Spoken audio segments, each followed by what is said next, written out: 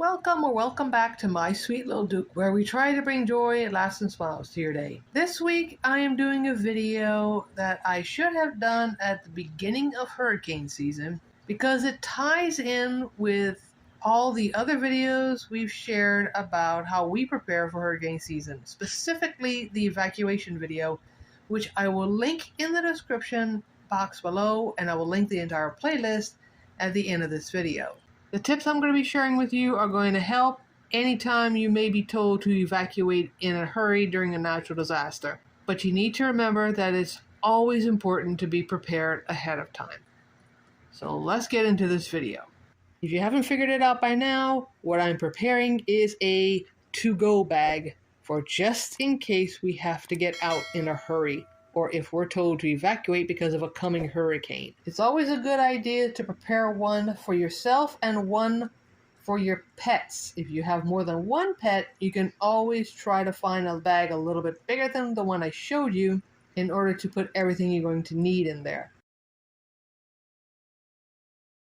Just like you plan for taking your pet on a trip, you have to plan for taking your pet with you during a natural disaster should you have to evacuate. One of the first things I do is make a list of questions and a list of what I should put in the bag. The first question I always have to go through is, how long might we be gone? I usually plan on about 14 days because when it comes to hurricanes, you don't know exactly how bad it's going to be until it makes landfall. When it comes to what should I pack, what will I need, that's where the list is going to come in. The list that you see right here: the water, food, treats, leashes, harnesses, collars, bowls, and everything else that you see on this list is usually what I think of. Yes, blankets and dog bed. The dog bed probably will be separate and it won't go in the bag. But if you can pack a couple of small blankets, put a couple of those in the bag just in case, you'll be better off than forgetting the dog bed altogether. Trust me. And at the bottom of that list, extra cash. Now, the reason I have that is in case the hurricane was so bad and you can't go home after 14 days and you run out of the food you brought, then you can always buy more food or treats. I have medical records on there. There's ways of getting those digital from your vet, but always have some kind of a copy, even if it's a printed hard copy that you put in your bag. Have that with you just in case you need to bring your dog to a vet. You have a copy of your medical records should you need them. That's why I'm laying everything out as you see. This is not his original go bag. This is not everything that I normally put in there, but this gives you an idea, an example of what you can put. I look at the packing phase like a giant puzzle. How do I pack this in the most convenient way possible that I can fit everything that I need to have in the bag, that is not going to be too heavy, that I can grab it and go in a heartbeat? The blanket itself gets rolled up and put to one side of the bag to give it a little bit of sturdiness and a little bit of strength, because the food is going to go on this side. Food and treats usually go next. That's why you put that like that for the bag. You're going to put the treats, the food, try to pack them in there the best way that you can, that it's not going to be too much.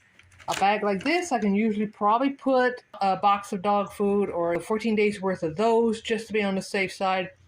And if this bag isn't big enough, you can always get a big duffel bag, which usually holds his food a lot better than this.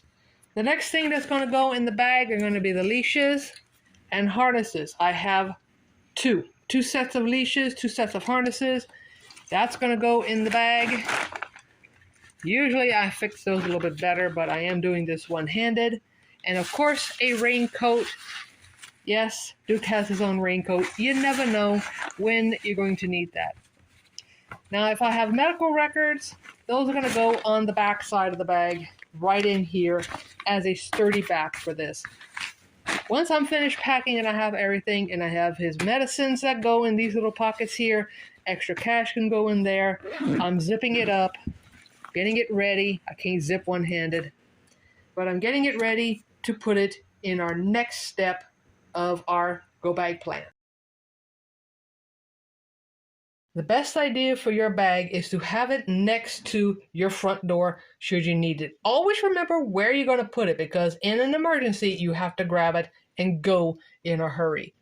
And an important tip when it comes to the dog food and when it comes to the treats. If you plan on having a bag like this packed all year long, try to rotate out the food and the treats. Make sure you keep watch over the expiration dates on the dog food and the treats. I do that every month or so, always double checking the dates on them just to make sure that they're as fresh as possible and that there's nothing that I have to worry about when it comes to Duke's health and safety. Now that you know how we get our go bag ready for in case we have to evacuate during hurricane season, I'm going to link that video right over here as to what we do to prepare in case that should happen.